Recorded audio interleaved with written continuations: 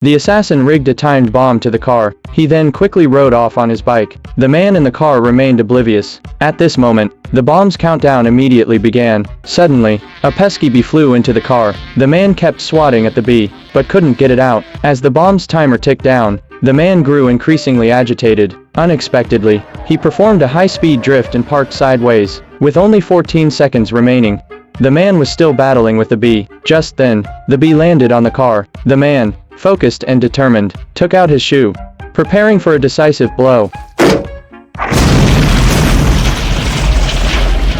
From afar, the assassin thought he had succeeded, but to his surprise, the man at the front of the car was unharmed.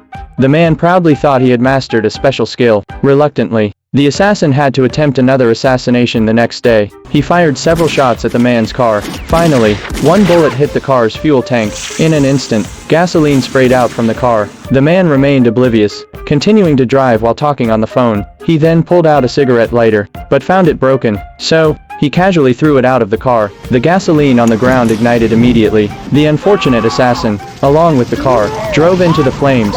Barely escaping being burned, the assassin jumped out of the car.